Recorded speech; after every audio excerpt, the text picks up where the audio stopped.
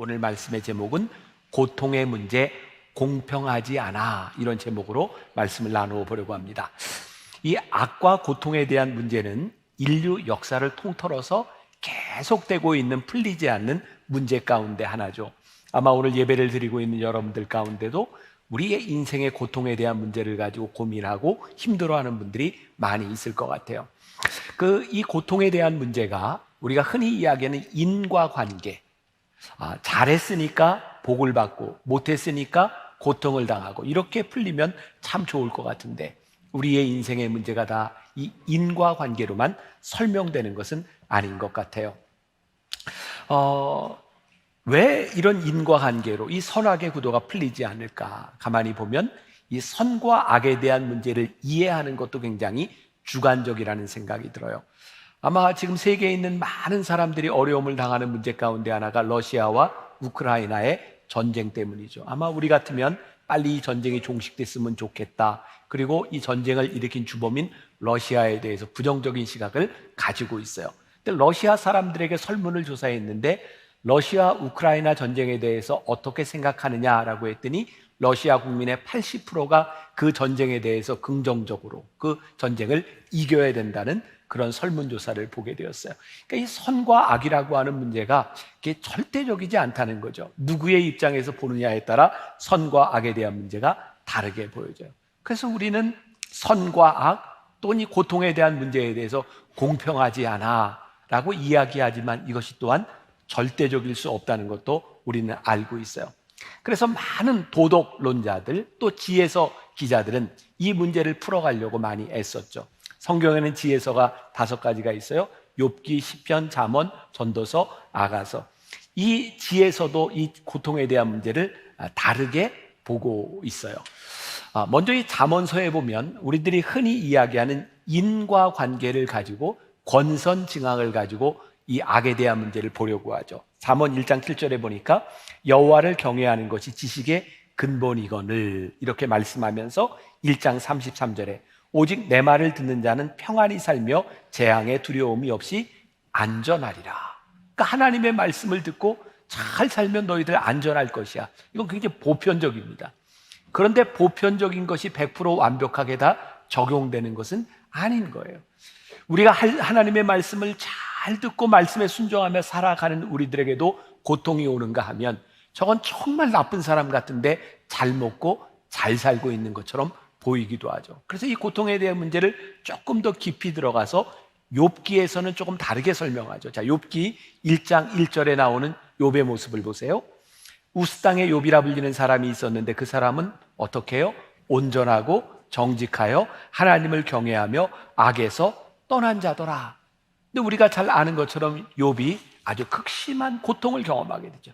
이유는 뭐예요? 사탄이 하나님께 가서 욥, 하나님이 이렇게 축복해 주시니까 저 사람이 하나님을 잘 섬기는 거 아닙니까? 그때 하나님께서 내가 시험해봐라. 그 사람의 생명만 건드리지 말고 시험해봐라. 욥이 고난을 당하는 걸 보니까 그가 의인임에도 불구하고 고난을 당하고 있는 거예요. 우리들에게 이런 문제가 풀려지는 것 같아. 그렇구나. 의인도 시련을 당할 수 있고 의인도 고통을 당할 수 있구나. 그러니까 우리들에게 고통에 대한 문제가 풀려지는 것 같은데, 이렇게 이야기를 해도 그 고통의 문제가 나의 문제, 내가 당하는 고통이라고 하면 역시 그 말씀이 우리들에게 어려운 건 사실이에요. 비정상적인 법칙, 악인도 의인도 고난을 당할 수 있어. 그러나 그것이 나에게 적용된다면 그건 역시 우리들이 편하게 받아들일 수 없는 것이죠. 오늘 말씀 요한복음 9장은 바로 예수님의 제자들이 예수님과 함께 가며 나누었던 대화인데, 예수님의 제자들이 어느 날 이렇게 마을에 들어갔을 때 날 때부터 소경된 자를 만나게 돼요. 여러분, 우리들에게 고통당하는 사람을 만날 때, 어려움 당하는 사람을 만날 때 그 고통의 책임이 나에게 있다면 부담이 될 것이고, 그 고통의 책임이 그 사람에게 있다면 우리는 부담에서 벗어날 수 있을 것 같아요. 그래서 요한복음 9장 1절과 2절에 제자들이 뭐라고 얘기해요? 예수께서 길을 가실 때 날 때부터 맹인된 사람을 보신지라 제자들이 물어 이르되 랍비여, 이 사람이 맹인으로 난 것이 누구의 죄로 인함이니까? 자기니까? 그의 부모니까? 그런 거죠. 이 사람이 맹인된 것이 그의 죄거나 그의 부모의 죄라면 잘 설명이 되는 거예요. 근데 예수님께서 요한복음 9장 3절에 이렇게 말씀하세요. 같이 봅니다. 시작. 예수께서 대답하시되 이 사람이나 그 부모의 죄로 인한 것이 아니라 그에게서 하나님이 하시는 일을 나타내고자 하심이라. 오늘 말씀의 사실 결론이 여기에 있어요. 그 고통에 대한 문제를 바라보면 예수님이 뭐라고 말씀하시냐면 그 사람이 고통당하는 것이 그 누구의 죄의 문제가 아니라 하나님께서 하시고자 하시는 일이 있다. 자, 결론부터 이야기한다면 저와 여러분들 가운데 우리의 인생에 고통 가운데 있는 우리들에게 하시는 말씀이 하나님께서 그 고통 가운데 우리들에게 하시고자 하시는 말씀이 있다라는 거예요.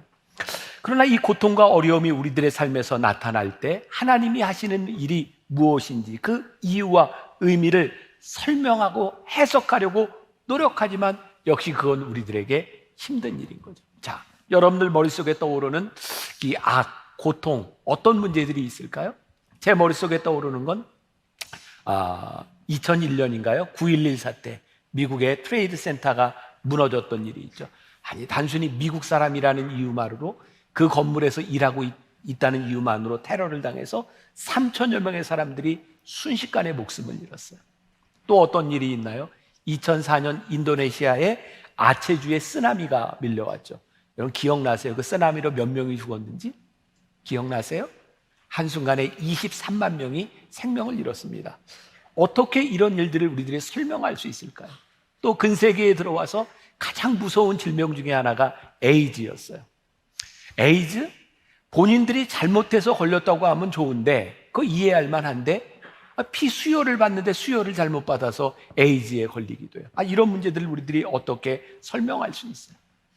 참 제가 마음이 아팠던 기억이 있어요. 2007년 아프가니스탄에 파병 갔던 우리 군인 중에 윤장호 병장이라고 그 병사가 거기서 테러를 당했어요. 월남전 이후에 최초로 해외 파병돼서 순직된 사람으로 기록되어 있죠. 윤장호 병장? 왜 마음이 아팠는가?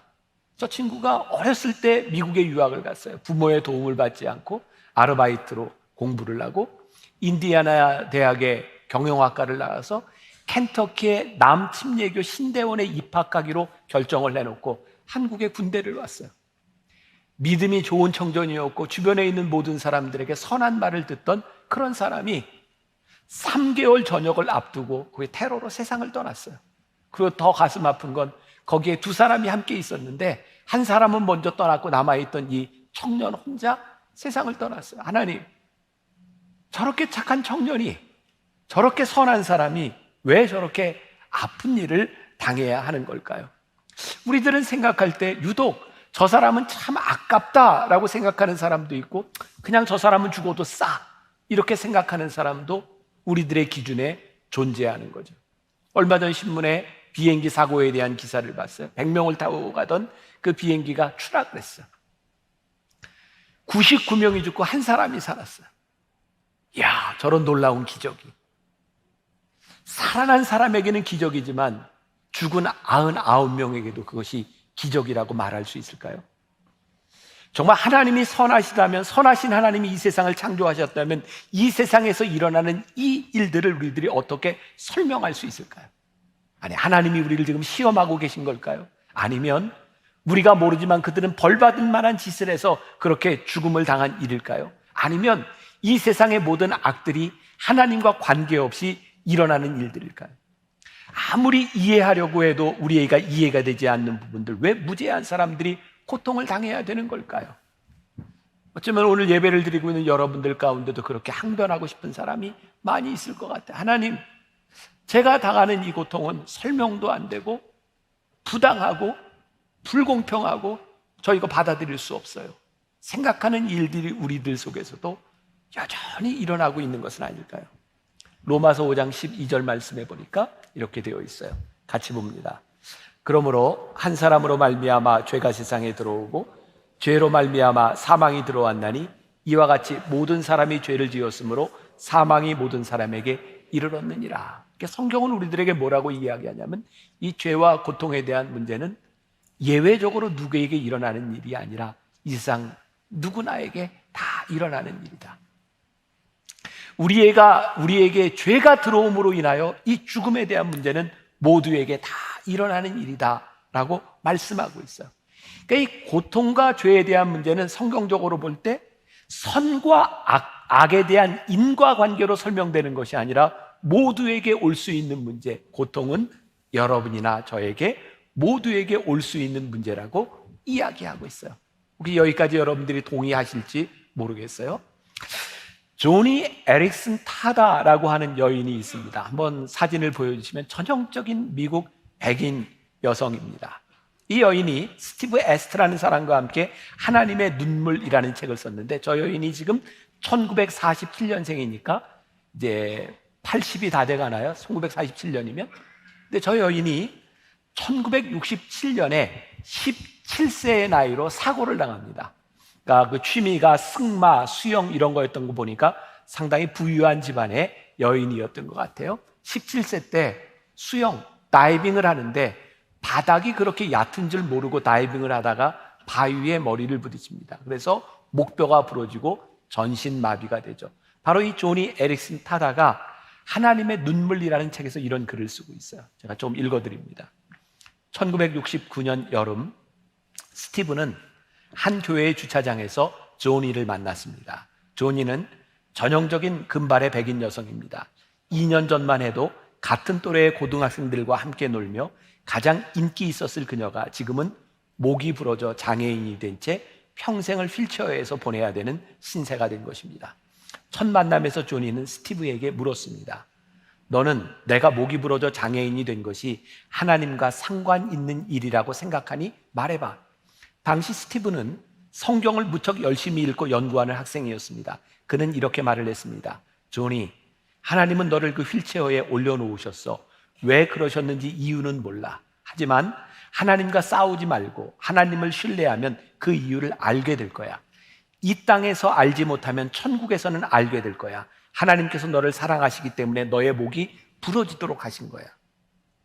스티브는 그 말을 해놓고 자신 스스로 얼마나 진부하게 들렸는지 모른다고 합니다. 과연 이 말이 조니에게 어떤 의미를 줄 수 있을까? 그런데 놀랍게도 조니는 이 말을 진지하게 받아들였고 그녀의 삶에서 하나님의 말씀이 진리임을 입증하기 시작합니다. 인간의 아픔에 눈물을 흘리시는 하나님, 우리의 고통 안으로 들어오시는 하나님, 그리고 우리로 고통을 당하게 하시는 하나님의 사랑에 대하여 이 책은 풀어나가기 시작합니다. 조니 에릭슨 타다를 가장 불행하게 만들었던 것은 그녀가 전신마비가 되고 난 후 누가 그녀에게 먹을 것을 먹여주지 않으면 먹을 수 없는 것, 그리고 먹으면서 질질 음식을 흘려도 누군가 닦아두지 않으면 닦을 수 없는 것, 그리고 눈물을 흘릴 때 누군가 눈물을 닦아주지 않으면, 코를 풀어주지 않으면 해결할 수 없는 일들, 촉촉하게 벽에가 젖어도 누군가 갈아주지 않으면 닦을 수 없는 것. 그래서 병실에서 죽음을 생각했지만 스스로 죽을 수 없는 자신 때문에 더 비참하게 느꼈다는 거예요. 그 순간 그녀는 내면에서부터 크게 소리치며 이렇게 질문합니다. 하나님, 내가 죽을 수 없다면 어떻게 살아야 하는지를 보여주세요. 그리고 그녀는 하나님 앞에서 자신이 당하는 고통의 문제를 풀어가기 시작해요. 자신의 삶에서 일어난 이해할 수 없는 일에 대하여 하나님이 무엇을 말씀하시는지 발견하기 시작해요.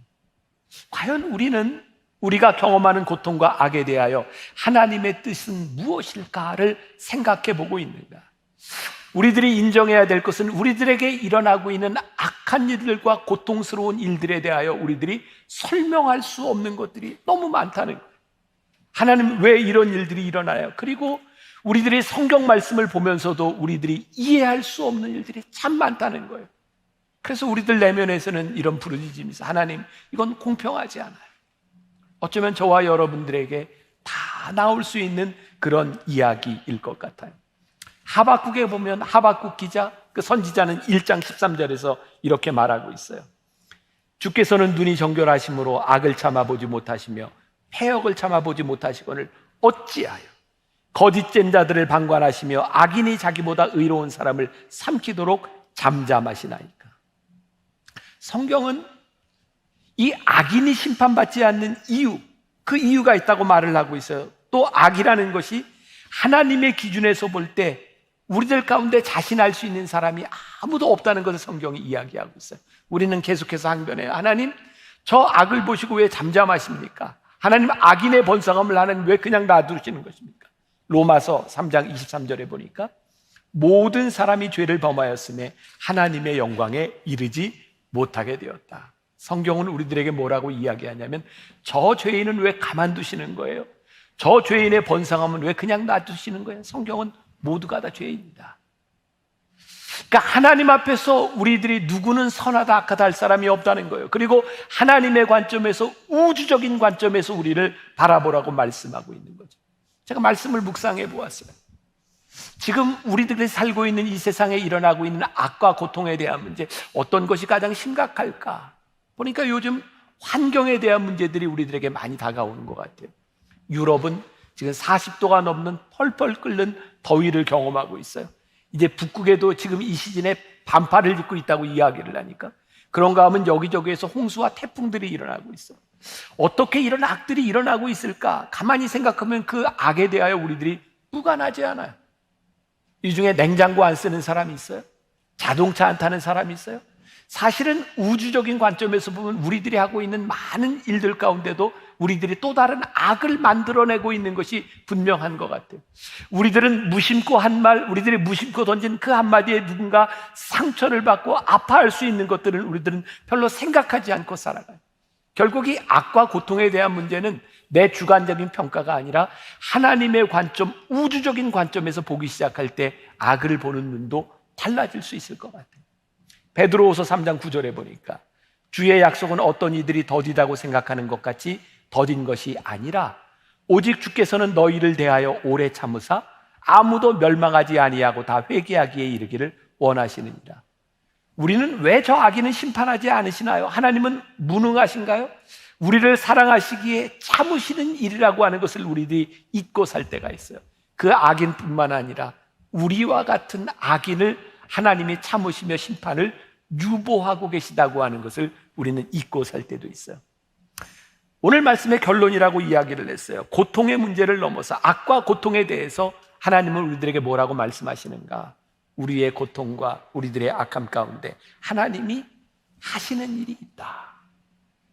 오늘 우리의 고통 가운데 하나님이 하시는 일이 있다는 것을 우리들이 받아들이기 시작할 때 우리들의 고통을 바라보는 우리의 시각은 달라질 수 있어요. 로마서 5장 3절과 4절에 이런 말씀이 있습니다.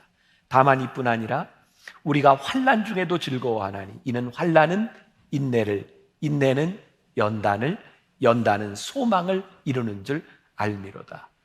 우리가 고통과 환난 가운데 즐거워할 수 있는 일이 있다.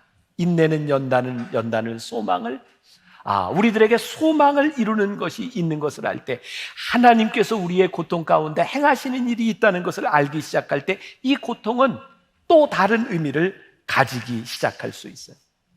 이해할 수 없이 일어나고 있는 그 일들이 과연 우리들에게 어떤 의미를 가지고 있는가, 그것을 내가 어떻게 받아들이느냐에 따라 고통의 문제는 다르게 우리들에게 찾아와요. 유명한 변증신학가인 C.S. 루이스는 이런 말을 합니다. 왜 죄 없는 사람들이 고통을 당하느냐는 질문으로 하나님을 거부하기보다는 왜 우리들 모두가 더 이상 고통을 당하지 않는가라고 물어야 된다. 가만히 보면 우리들이 왜 이런 고통을 당하고 있습니까? 보다 더 중요한 것이 우리들이 이 정도의 고통밖에 당하지 않는 이유는 무엇일까를 물어야 한다는 것. C.S. 루이스가 한 유명한 말이 있습니다. 여러분들이 어디선가 들어봤음직한 말. 우리의 즐거움 가운데 하나님은 속삭이시고 우리의 고통 가운데 하나님은 부르짖으신다. 가만히 우리들이 살아왔던 날들을 보세요. 우리가 즐겁게 살아가던 때 하나님의 음성이 그렇게 쉽게 들리지 않습니다. 근데 우리의 인생의 고통의 시기를 지나갈 때 하나님은 우리들의 귀에 부르짖으시며 우리들에게 가장 친밀하게 다가오세요. 저는 예배드리는 여러분들의 모습을 봅니다. 눈물을 흘리고 기도하고 애절하게 하나님을 찾는 여러분들을 봅니다. 틀림없이 인생의 심각한 문제와 고통에 대한 문제를 가지고 하나님께 부르짖던 그 사람들이 이 고통의 문제가 해결이 되면 하나님과의 관계가 참 소원해지는 것들을 봅니다. 여러분 성경에 보니까 제가 오래전에 변화산 새벽기도회에서 예수님을 만난 사람들이라고 하는 시리즈로 말씀을 전할 때 예수님을 만났던 사람들을 보았어요. 어떤 사람? 12년 동안 혈루병으로 앓던 여인이 예수님을 만났어요. 38년 동안 걷지 못하던 사람이 예수님을 만났어요.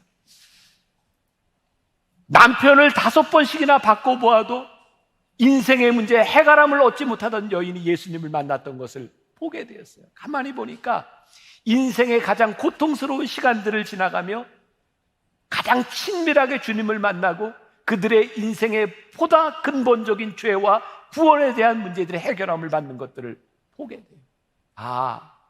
하나님께서 우리들에게 이 고통의 문제를 심어주신 이 고통을 통해서 우리들에게 알게 하시는 일이 있구나. 베드로전서 4장 19절에 보니까 그러므로 하나님의 뜻대로 고난을 받는 자들은 또한 선을 행하는 가운데 그 영혼을 미쁘신 창조주께 의탁할지어다. 우리가 고통을 당하는 중에 우리들의 영혼을 하나님께 의탁해라. 로마서 8장 18절에 보니까 생각하건대 현재의 고난은 장차 우리에게 나타날 영광과 비교할 수 없도다. 고통보다 더 큰 것이 있는 거예요. 이번 주간입니다. 제가 사람들과 함께 이렇게 앉아 있는데 옷을 다 이렇게 바지까지 입고 있는 상태에서 제 다리가 따끔했어요. 이게 뭔가, 근데 이 통증이 가시질 않는 거예요. 며칠째 다리가 막 붓기 시작하고 가서 보니까 버리저를 쏘고 간 거예요. 그래서 다리에 주사를 지금 3방을 맞았어요. 지금 거의 낫는데 갑자기 그런 생각이 드는 거예요. 하나님, 왜 나예요? 4명이 똑같이 있는데 왜 나예요? 그래 드는 생각이, 그러면 네 아내를 쏘랴? 이 4사람 중에 벌이 나를 쏜 이유는 그렇게 심각한 것이 아니에요. 그 중에 누군가 아픔과 고통을 당할 수 있는 일이에요. 여러분들 가운데 일어나는 그 고통의 일들이 누군가에게는 일어날 수 있는 일이라는 말씀이에요.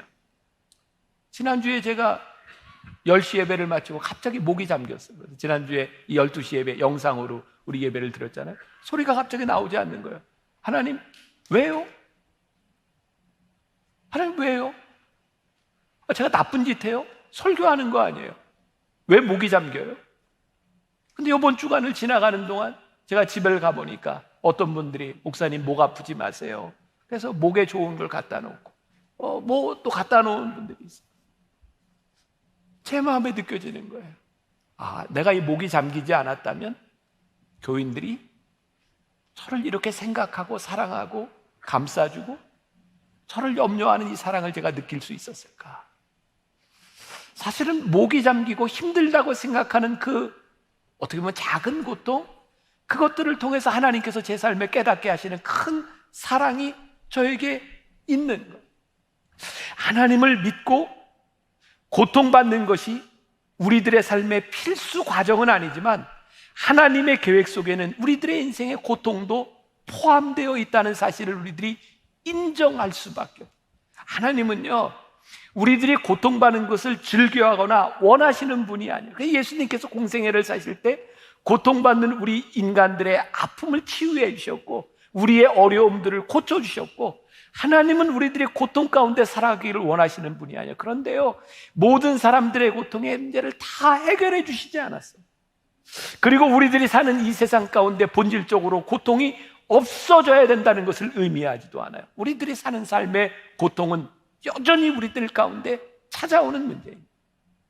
사도행전 9장 16절에 보니까 그가 내 이름을 위하여 얼마나 고난을 받아야 할 것을 내가 그에게 보이리라 하시니, 이게 뭐예요? 사도행전 9장에 사울이, 아직 바울 되기 전에 사울이었던 바울이 회심하는 장면, 그리고 하나님을 믿게 될 때 그가 얼마나 고난을 당해야 될지를 하나님이 보여주셨다는, 빌립보서 1장 29절 같이 한번 볼까요? 그리스도를 위하여 너희에게 은혜를 주신 것은 다만 그를 믿을 뿐 아니라 또한 그를 위하여 고난도 받게 하려 하심이라. 그러니까 여러분들, 우리 믿는 자에게 고난이 면제되지 않는다는 거예요. 그러니까 여러분, 우리 하나님 믿는 사람이 고난을 당하는 거 자연스러운 일이다, 안 자연스러운 일이다? 자연스러운 일이다. 근데 우리들에게 의문이 또 생기네요. 그래요, 내가 예수님 믿으며 하나님 믿는 것 때문에 고난받는 거, 그거 제가 이해할 수 있어요. 받아들일 수 있어요. 그런데 왜 원치 않는 질병으로, 원치 않는 사고로 우리들이 고난을 당해야 되냐고요. 몇 번 여러분들의 결론을 먼저 말씀드렸어요. 그 일을 통해서 하나님이 너희에게 하시고자 하는 일이 있다. 저는 오늘 예배를 드리면서 감사한 게 있어요. 아마 여러분들 가운데는 저보다 더 큰 고통을 당하신 분들이 있겠죠. 그러나 저도 남 못지않게 어려움과 고통, 그 시간들을 지나갔기 때문에 오늘 여러분들에게 설교하는 것이 그렇게 부담스럽지 않다. 그리고 하나님, 아니 아직 코로나 안 걸린 사람도 많은데 저는 왜 2번씩이나 걸리고 백신 3번이나 맞았는데, 그래서 제가 지금 많이 어지럽고 힘들어요. 굉장히 힘이 없어요. 의자에 앉은 이유가 굉장히 제가 지금 무기력합니다. 제가 늘 얘기하잖아요. 힘들 때는 힘을 내라고. 제가 지금 악을 쓰면서 설교를 하고 있는 거예요. 근데 참 감사한 게 하나님, 제가 요렇게 아파야, 제가 요렇게 힘들어야 설교할 때 이렇게 의자에 앉아서 설교할 처지가 돼야 제가 고통에 대해서 말할 자격이 있지 않겠습니까? 어떻게 생각하세요? 말할 자격이 있어요. 예배소서 1장 4절에 보니까 곧 창세전에 그리스도 안에서 우리를 택하사 우리로 사랑 안에서 그 앞에 거룩하고 흠이 없게 하시려고, 하나님께서 우리를 부르시고 때로 하나님을 믿는 우리들에게 고통을 주시는 이유가 뭐예요? 그 앞에 거룩하고 흠이 없게 하시려고. 유명한 이태리의 미켈란젤로라고 하는 미술가, 조각가가 있죠. 그 사람에 대한 일화입니다. 어떤 사람이 미켈란젤로에게 물었답니다. 조각가니까, 당신이 이 거대한 대리석 덩어리 앞에 설 때 무엇을 보십니까? 미켈란젤로가 이렇게 대답을 해요. 아름다운 모습이 저 안에 갇혀 있는 것을 봅니다. 망치와 끌을 잡고 그것이 자유로워질 때까지 다듬어내는 것이 간단히 말해 내 임무입니다. 그 아름다움을 찾아내기 위해서 끊임없이 망치와 끌을 가지고 치는 거죠. 자, 조금 전에 얘기했던 그 조니 에릭슨 타다의 글로 잠깐 들어가 보겠습니다. 하나님의 눈물이라는 책에 나오는 글입니다. 제가 읽어드릴게요. 하나님은 망치질을 계속하신다. 고난당하기 전에는 내가 그릇 행하였더니 이제는 주의 말씀을 지키나이다. 고난당하는 것이 내게 유익이라. 이로 인하여 내가 주의 율례를 배우게 되었나이다. 내 몸이 마비되기 전 내 손은 많은 잘못된 것들을 찾았고 내 발걸음은 나쁜 곳을 향하곤 했다.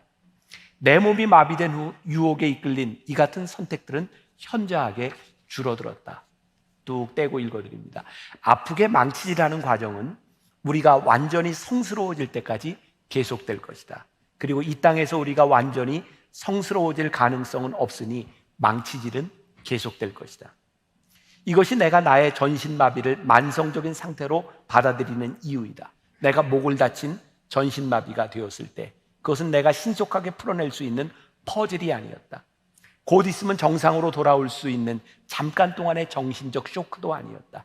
내 목을 다치게 한 다이빙 사고는 그리스도를 닮아가는 길고 힘든 여정의 시작이었다. 내가 하나님을 사랑하면 고통은 궁극적으로 아무런 문제가 되지 않는다.